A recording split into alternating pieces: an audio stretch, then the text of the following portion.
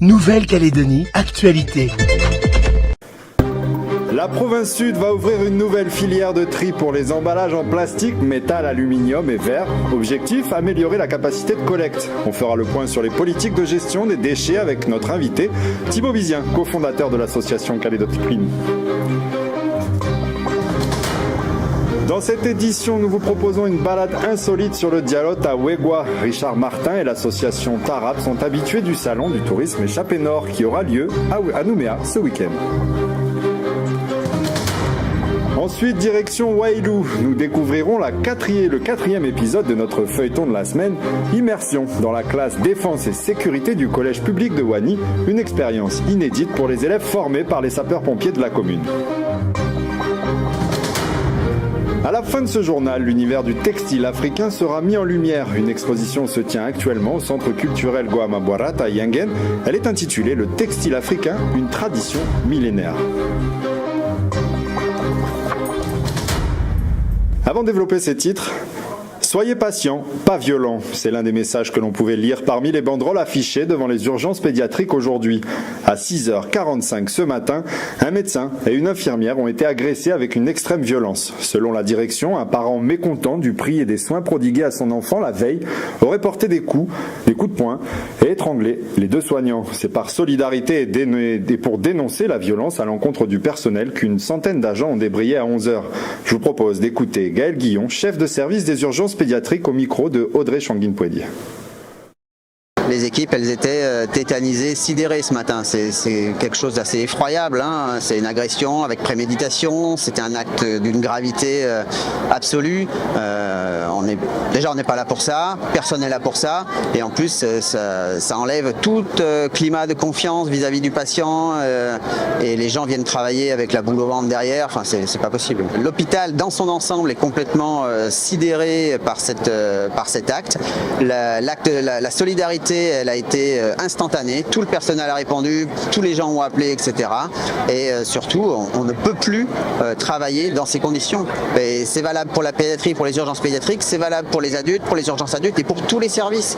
Les actes de violence, on les retrouve dans tous les services. Ouvrons notre dossier consacré au tri des déchets. Début avril, la province sud va ouvrir une nouvelle filière de tri pour les emballages en plastique, métal, aluminium et verre. Objectif, améliorer la capacité de collecte. Reste à décider qui sera agrémenté pour cette mission. L'organisme traditionnel qui s'appuie sur son réseau de points de collecte ou ce nouvel opérateur qui mise sur un système de récompense des particuliers. On fait le point avec Duke Menango.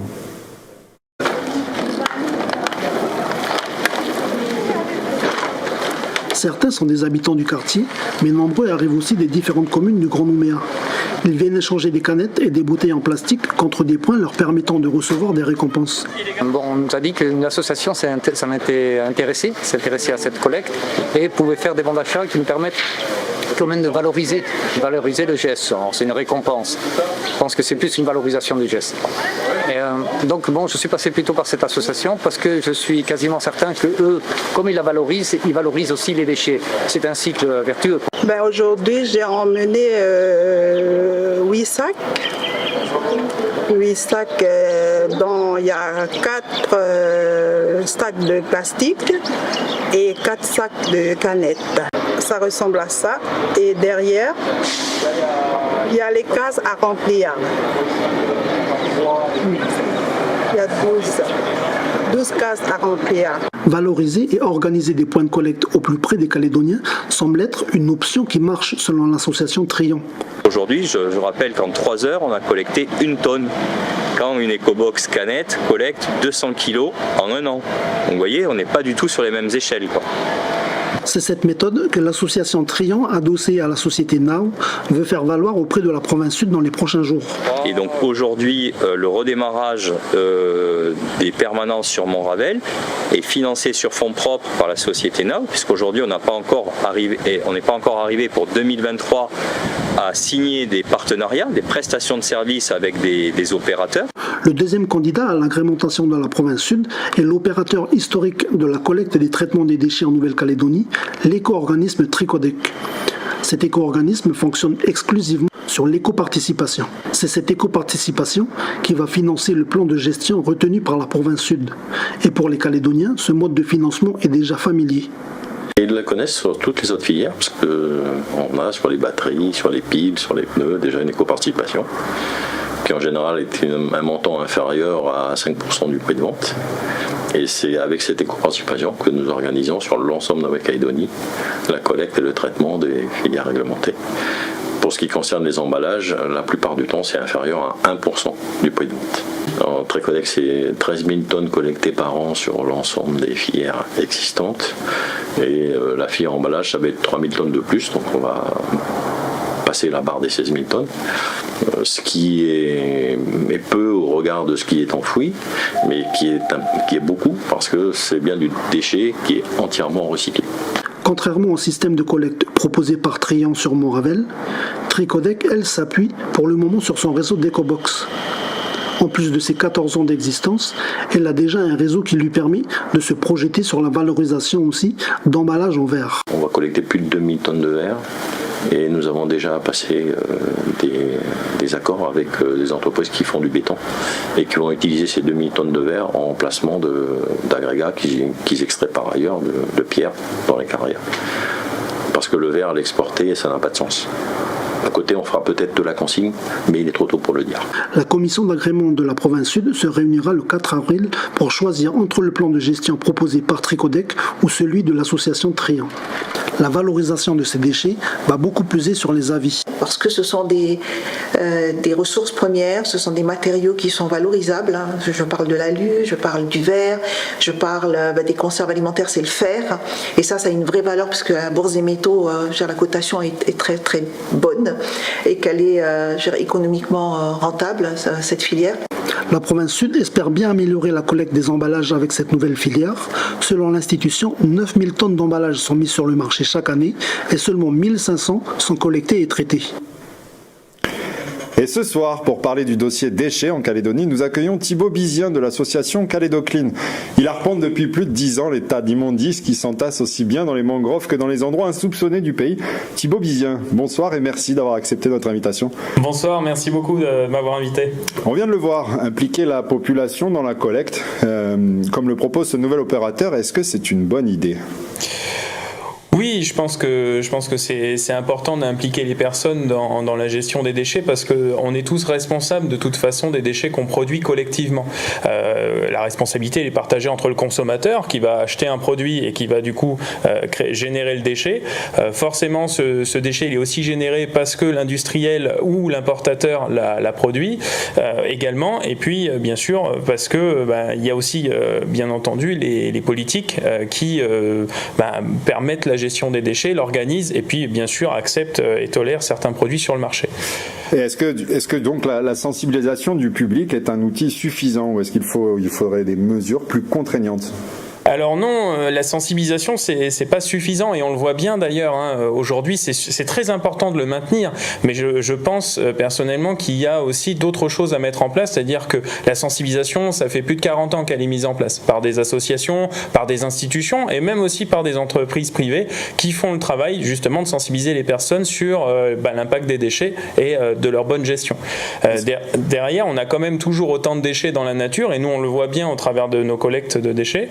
Et donc, moi je pense qu'il y a aussi de manière complémentaire deux choses à mettre en place. Effectivement une répression pour les personnes qui ne gèrent pas leurs déchets correctement et qui alimentent des dépôts sauvages ou jettent leurs déchets dans la nature, parce qu'il y en a encore beaucoup. Et deux, bien sûr, une manière de valoriser les déchets pour les particuliers, entre autres, et notamment à travers des systèmes de consigne comme on avait auparavant. On voit bien, d'ailleurs, c'est un peu ce que proposent aussi les opérateurs en disant on va récompenser les gens qui vont trier. Et effectivement, c'est intéressant parce que on sait que si on dit aux gens qu'on récompense le déchet, on va avoir plus de personnes et ça s'est vu qui vont venir amener le déchet directement auprès du bon partenaire pour le valoriser. Thibaut Bizien, regardons cet autre sujet d'actualité. Les huiles de vidange ne sont plus traitées au pays. Elles doivent être exportées et ce n'est plus tout à fait le même coût. On réagit juste après. Les huiles usagées de vidange font l'objet d'une filière réglementée de traitement auprès d'environ 300 points de collecte à travers le pays. L'année dernière, elles étaient encore recyclées localement dans les fours de l'ancienne centrale électrique de la SLN à Nouméa. L'opération revenait à 4 000 francs par tonne d'huile, comme nous l'a confirmé l'organisme de collecte Tricodec. Depuis peu, la centrale SLN a été remplacée par une centrale accostée temporaire qui ne traite plus les huiles de vidange. Ces dernières sont exportées par bateau en Nouvelle-Zélande. Coût de l'opération, 60 000 francs par tonne, donc 40 000 francs pour compenser les coûts de transport. Un surcoût qui devrait se retrouver sur la facture des consommateurs, puisque la filière est financée par une éco-participation collectée par les professionnels. Qu'est-ce que ça vous inspire finalement? Ce modèle coûte cher pour le consommateur et aussi pour l'environnement? Oui, bien sûr, et c'est vrai que c'est important de le dire, le recyclage, c'est pas la seule solution aujourd'hui, c'est une solution qu'on propose.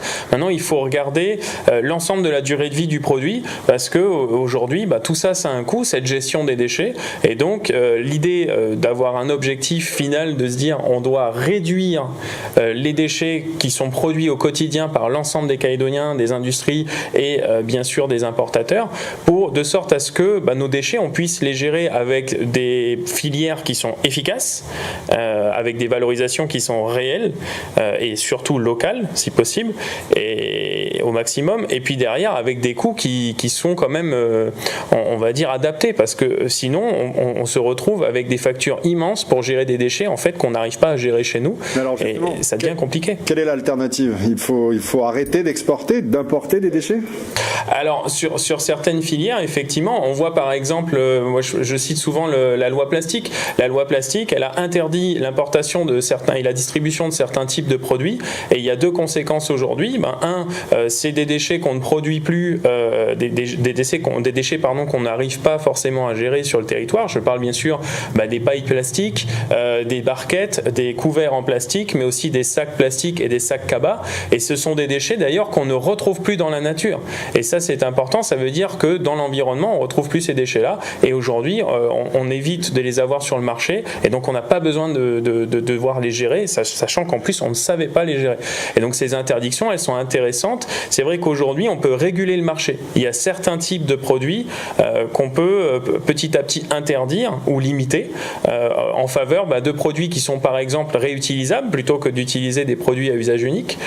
Des produits qui ont une meilleure efficience énergétique, une plus forte durabilité, c'est-à-dire des produits qui vont durer plus longtemps. Je pense par exemple notamment à l'électroménager. Et puis des produits qui ont une meilleure recyclabilité ou qui sont plus facilement réparables. Et c'est ce genre de choses vers lesquelles on doit aller de sorte à limiter justement ces déchets, parce qu'on a énormément de produits à usage unique, d'emballage qu'on ne sait pas gérer encore, qui sont quand même conséquents. Et puis on a aussi tout un tas de produits électroniques et informatiques qui sont liés à une obsolescence programmée et qui du coup génèrent énormément de déchets. Thibaut Bizien, une dernière question. Vous l'avez dit, on a déjà limité le plastique. Vous avez dit on doit aller. Est-ce que les politiques peuvent aller encore plus loin ? Bien sûr, il y a une nécessité aussi à s'organiser sur la législation de certains produits. On sait par exemple aujourd'hui que certains produits textiles sont responsables de la présence des microplastiques dans l'océan, mais en plus de ça, sont également peu valorisables. On a d'ailleurs aujourd'hui une industrie textile qui est trop présente, et on a trop de déchets aujourd'hui en Calédonie qu'on n'arrive pas à gérer dans ce secteur-là. On a encore une fois l'électroménager qui est un bon exemple. Si demain on dit toutes les machines qui ont une efficience énergétique basse et qui ont un indice de réparabilité faible, et ces machines-là, on les importe plus. Et on favorise des produits de meilleure facture qui ont une plus grande durabilité, une plus grande recyclabilité. Et c'est aussi une façon de pouvoir réduire les déchets. Parce que, encore une fois, le recyclage, ça a un coût carbone, donc un coût sur l'environnement, et ça a un coût, bien sûr, pour l'ensemble de la communauté, puisque nos taxes, nos impôts payent en partie ces déchets. Thibaut Bizien, merci pour cet éclairage et à bientôt. À bientôt, merci encore. Merci. Tourisme à présent, à l'occasion du 5e salon Échappée Nord qui aura lieu ce samedi à la Maison des Artisans à Nouméa. Une vingtaine de prestataires font le déplacement à Nouville. L'objectif de cette opération, promouvoir les structures touristiques de la province Nord. Natacha Ogui a suivi l'une d'entre elles, l'association Tarab Destination. Elle propose des excursions sur le Diaote à Wegwa. c'est la seule rivière qui a le statut de fleuve en Nouvelle-Calédonie. D'accord. Alors pourquoi? Parce que c'est la plus grande rivière. Elle fait 90 km de long. Bon. 90 km. C'est la seule rivière qui coule dans le sens du pays. Tous les autres sont perpendiculaires. La Dabea, la Tchamba, tu vois, toutes les rivières. Depuis quelques années, on ne peut pas parler du Diaout sans parler de cette figure du village de Wegwa, Richard Martin, et Tarap Destination, sa structure touristique. Jeune gendarme retraité, cela fait 2 ans que Richard vit de son activité. Balade sur le Diaout, randonnée 4x4, repas sur l'île aux Palmes, visite des vestiges ou encore camping et hébergement. Tarap Destination met en valeur l'histoire, mais aussi les beaux paysages de la région. J'ai beau faire le Diaout 2 fois par jour, tous les jours du mois, c'est toujours un plaisir. C'est jamais les mêmes personnes, c'est jamais les mêmes clients, donc du coup c'est un plaisir de montrer une partie de chez moi et puis de faire découvrir des particularités bien du Nord. Particularité du Nord, tous ces endroits authentiques sont répertoriés et mis en valeur avec l'appui du GIE Tourisme Province Nord. Ce dernier propose un accompagnement des structures touristiques, publie des spots vidéo ou encore une fois par an organise le salon Échappée Nord qui est un rendez-vous incontournable pour Richard. Je participe à leur salon avec tous les efforts qu'ils font pour pouvoir toucher un peu la clientèle du Sud pour qu'ils montent dans le Nord. Parce qu'aujourd'hui encore, on a encore cette masse de personnes qui ne sont presque pas sorties de la province Sud. Voilà, donc l'échappée Nord, ça me permet de pouvoir aller présenter de vive voix aux clients de Nouméa qui ne connaissent pas la partie Wegwa et les activités que Tarap Destination propose. On est bon? On est bon. C'est bon. Échappée Nord sera l'occasion pour Richard de présenter sa nouvelle prestation, une balade en buggy sur son terrain. Les clients amateurs de sensations fortes pourront en profiter dès le mois d'avril. Donc là, je suis en train de préparer le terrain, je suis en train de préparer la machine, je suis en train de préparer la conduite parce que ce sera que moi ou ma fille qui allons conduire cet engin en toute sécurité. Donc il sera doté de toutes les sécurités qu'il faut avec les casques, avec les lunettes de protection et puis on verra si les clients accrochent ou pas. Pour les futurs vacanciers qui voudraient s'échapper vers le nord, une vingtaine de prestataires vous donnent rendez-vous à la Maison de l'Artisan à Nouville ce samedi de 8h à 18h. Avis aux promeneurs et aux amateurs de grand air. Le parc provincial de la Rivière Bleue rouvrira demain. Ses voies d'accès sont de nouveau praticables. Marcheurs, vététistes, campeurs et visiteurs à la journée peuvent de nouveau s'y rendre aux horaires habituels. Durant 4 jours, les équipes provinciales ont œuvré pour remettre en état les sentiers, routes et aires de pique-nique, dégradés par les dernières intempéries. Place à présent à notre feuilleton de la semaine.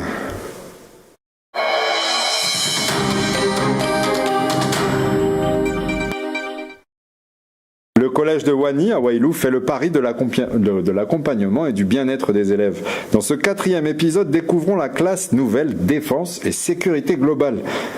Main dans la main, ils ont les sapeurs avec les sapeurs-pompiers de la commune, ils découvrent les rudiments du métier.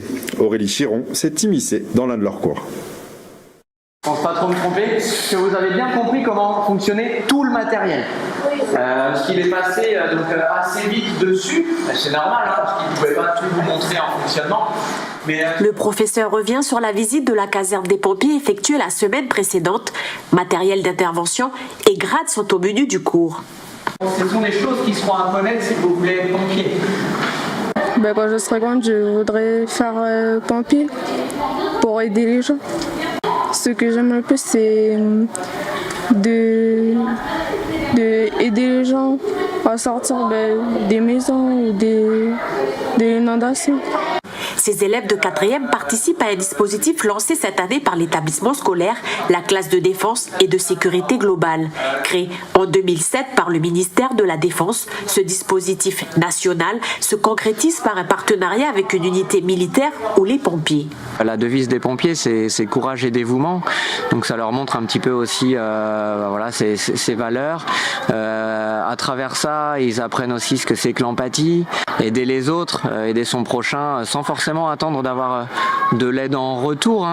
C'est vraiment ces valeurs-là qui sont partagées. Une fois qu'on a été sapeur de première classe, on va pouvoir passer de caporal. 1 heure par semaine, les élèves reçoivent un enseignement lié à la défense et aux problématiques de sécurité. En lien avec les programmes scolaires, l'initiative contribue à l'acquisition du socle commun. D'une manière plus générale, les projets qui sont installés ici dans l'établissement, ils viennent du fait qu'on est engagé dans une démarche du vice-rectorat qui s'appelle « Aller bien pour mieux apprendre ». Parce que quand un élève est bien dans sa peau, qu'il est content de venir au collège, c'est un élève qui apprend bien. Voilà, tout simplement. En Nouvelle-Calédonie, il existe 24 classes de défense et de sécurité globale réparties dans les 3 provinces. Voilà, et demain, dans votre dernier épisode consacré aux élèves du collège public de Wani, vous découvrirez le dispositif L'Orchestre à l'école, un moyen pour les collégiens d'apprendre à jouer ensemble par la musique. Avant de nous quitter, je vous propose une immersion dans l'univers du tissu africain. L'exposition intitulée « Les textiles africains, une tradition millénaire » se déroule actuellement au centre culturel Goamamwarat de Yengen. Lady Bello et sa collaboratrice Emma Buzi, passionnée par cet art du tissu, nous fait découvrir son univers. Ismaël Wakaseou les a rencontrés.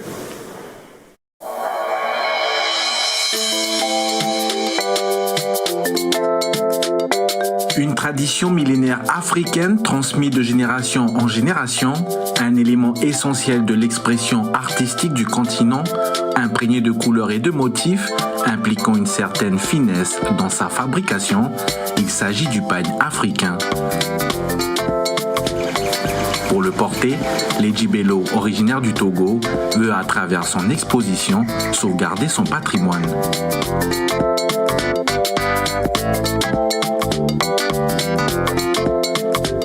Ça, c'est le trésor de chez moi. C'est un trésor, c'est l'héritage vraiment de nos anciens, ce que nous sommes censés garder, transmettre à nos jeunes aussi. Et nous sommes appelés à comprendre ce qui se passe dedans. À l'intérieur, il y a un message. Le tisserand a déjà tissé un message dedans. Et en général, tous les tissus ont une parole à transmettre. Et du coup, nous, on est appelés à les connaître. C'est un trésor qui va accompagner l'humain de la naissance jusqu'à la mort. Un message fort dictant une certaine philosophie de vie, symbole politique et social, le tissu fait référence à un rang ou à un statut. Ce sont des tissus qui rappellent les temps anciens, qui ont une ramification avec l'élégance. C'est l'élégance, la dignité des personnes qui les portent. C'était d'abord les chefs, c'est passé au cadre, et aujourd'hui, ça c'est plus ou moins désacralisé, démocratisé. Tout le monde peut les porter, et j'en suis fière, et j'ai envie de le partager ici, dans ce pays, et ici à Yengen. Les étoffes multicolores cachent bien d'autres secrets. Pour les découvrir, l'exposition se poursuit jusqu'au 30 mars au Centre culturel Goamamwarat. Outremernews.fr, le site de l'actualité Outre-mer, 24 heures sur 24 et 7 jours sur 7. Retrouvez la chaîne Outremer News sur YouTube.